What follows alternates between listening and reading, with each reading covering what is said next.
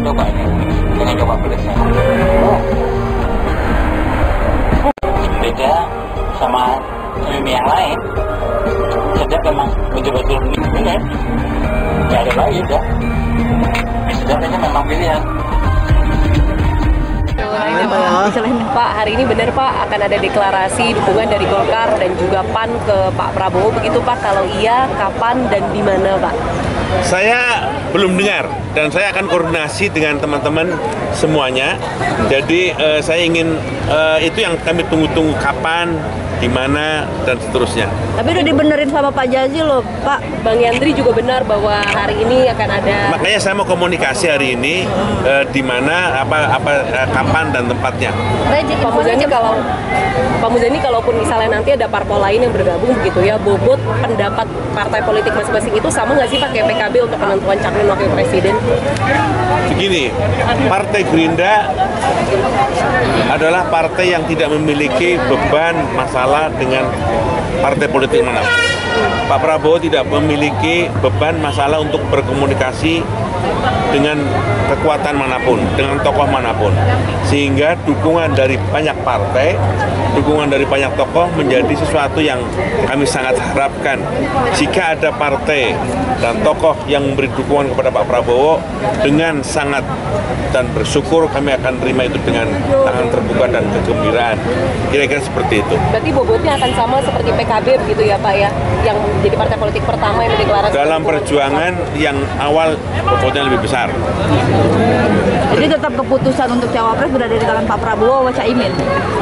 Dalam deklarasi yang kita kumandangkan antara Gerindra dan PKB tanggal 13 Agustus, piagam itu tertulis, tertera dan ditandatangani oleh kedua belah pihak.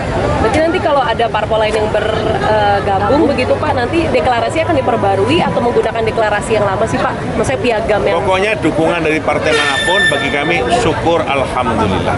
Tapi PKB tetap dapat porsi yang paling besar ya Pak? Sampai sekarang yang dibicarakan adalah calon presiden. Tapi berarti hari ini Pak Muzani membenarkan ada agendanya ya Pak?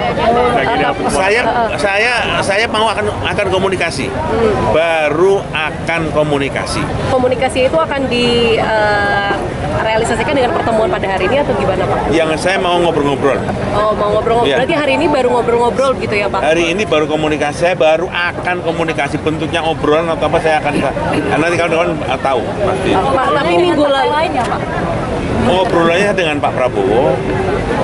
Pak, minggu lalu kan Pak Erlangga sempat bertemu dengan Pak Prabowo, itu sebenarnya bicara soal apa saja sih Pak? Apakah kebangsaan atau juga bicara juga soal konstelasi politik dan juga koalisi? Saya belum dapat update. Saya memang tahu ada pertemuan, tapi saya terus terang belum dapat update apa yang diomongin. Tapi karena pertemuan itu terlalu sering, mungkin ya segala macam dibicarakan barangkali. Dia belum confirm bisa ini ya. Dia belum confirm ada pertemuan Prabowo dengan PAN hari ini. Iya, saya mau ngupdate hari ini apa. Nanti saya kabarin. Hari ini saya pokoknya akan di Satria pertemuan untuk bertemu dengan relawan yang hari ini ikut jalan sehat. Saya akan ambil undian hari ini di sini. Ya. Pak, bagaimana ini isu lain soal isu Prabowo tidur saat rapat dengan Jokowi, itu tanggapan dari Gerindra seperti apa? Pak Prabowo nulis, saya lihat tuh. Dia nunduk begini, nulis. Ada penulis. Jadi kalau dipersepsi seperti itu, saya tidak tahu bagaimana cara mempersepsi. Karena nunduk itu bisa dipersepsi segala macam. Dan nulis. Beliau itu orang yang sangat rajin mencatat atas apa yang diomongkan oleh komandannya. Dalam dunia militer beliau seperti itu, dalam dunia pemerintahan begitu, dan sekarang menjadi menteri juga seperti itu. Ketika presiden menyampaikan berbagai macam pemikiran, pandangan, maka Pak Prabowo dengan tekun mendengarkan dan mencatat. Orang mencatat nggak bisa begini, Mas. Begini. Gitu. Ketika menunduk, kemudian terus nggak nampak mukanya begini, di persepsi itu.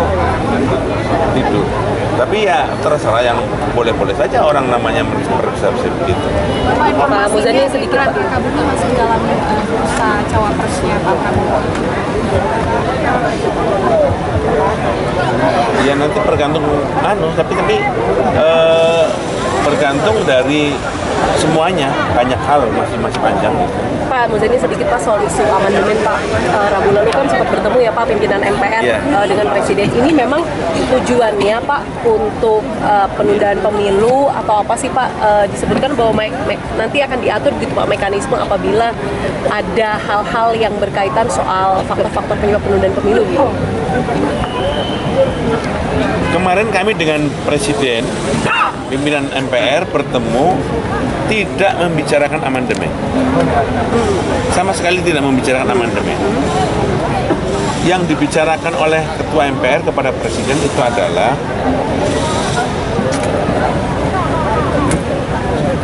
Undang-Undang Dasar kita belum memuat tentang keadaan darurat.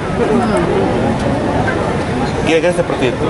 Keadaan darurat itu adalah bila jabatan presiden yang habis, pemilihan umum secara teknis agak berat tidak mungkin dilaksanakan karena wabah, karena peperangan. Kira-kira itu keadaan darurat itu yang dimaksud adalah seperti itu. Nah, ini bagaimana? Kira-kira seperti itu. Presiden mengatakan silahkan MPR membicarakan persoalan itu dengan partai-partai politik yang ada di dalamnya. Kira-kira seperti itu. Dan sampai sekarang, kalau dilakukan amandemen, waktunya tak memungkinkan karena semua partai politik sedang berkonsentrasi menghadapi tahun politik. Kira-kira seperti itu. Nah, kemungkinan itu baru bisa dilaksanakan setelah pemilu atau pada periode depan. Sebagai pemikiran itu harus dipikirkan, gitu kan seperti itu. Pak, itu bukan soal amandemen. Ini kan kemarin DPD Pak Lanyala, ini bagaimana Pak tanggapannya soal itu? Ya pikiran-pikiran itu ada, tetapi sekali kalau itu dilaksanakan harus mengamandemen Undang-Undang Dasar 45. Amandemen akan bergantung kepada fraksi-fraksi. Fraksi-fraksi akan bergantung kepada partai politik. Kira-kira seperti itu. Nah, partai politik sekarang sedang berkonsentrasi terhadap pemilihan umum. Ini yang secara waktu agak berat timetable ini. Pak, izin elaborasi sedikit Pak. Pak Lanyala menyatakan bahwasanya kayaknya bisa mengembalikan pemilihan presiden melalui proses di MPR lagi. Kalau dari Bapak tanggapannya gimana Pak soal itu? Itu sesuatu yang sudah maju. Demokrasi kita itu sudah maju, yakni presiden dipilih langsung oleh rakyat. Dulu kalimatnya adalah kekuasaan ada di tangan rakyat dan dilaksanakan sepenuhnya oleh Majelis Permusyawaratan Rakyat. Kedaulatan ada di tangan rakyat, tapi dilaksanakan oleh MPR. Itu sebabnya MPR memilih presiden, MPR membuat program presiden namanya GBHN, MPR juga memberhentikan presiden dan wakil presiden. Itu sebabnya lembaga ini lembaga tertinggi negara. Sekarang MPR adalah lembaga negara saja, hanya melantik presiden. Demokrasi yang sudah maju tidak perlu ditarik lagi ke belakang. Ikut Pak, sedikit Pak, kabarnya Budi Wasetriko akan sepanggung dengan Pak Prabowo. Ya, saya mendengar itu. Saya sedang menunggu jadwalnya kapan. Saya juga mendengar. Ya, makan dulu, Makasih Pak. Sampai ketemu nanti Pak. Sampai bertemu.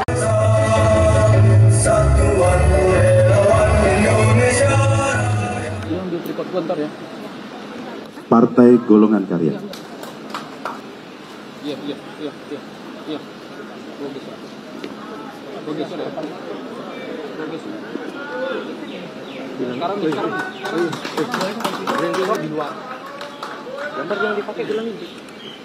Partai Golkar memberikan dukungannya kepada Bapak Letnan Jenderal Pak Prabowo Subianto sebagai calon Presiden Republik Indonesia 2024-2029. Kenapa Partai Golkar menjatuhkan pilihan kepada Bapak Prabowo Subianto? Tidak lain tidak bukan karena Bapak Letnan Jenderal Pak Prabowo Subianto lahir dari rahim Partai Golkar. Oleh karena itu, beliau selalu mengikuti berbagai kegiatan di Partai Golkar dan kekaryaannya tidak diragukan lagi.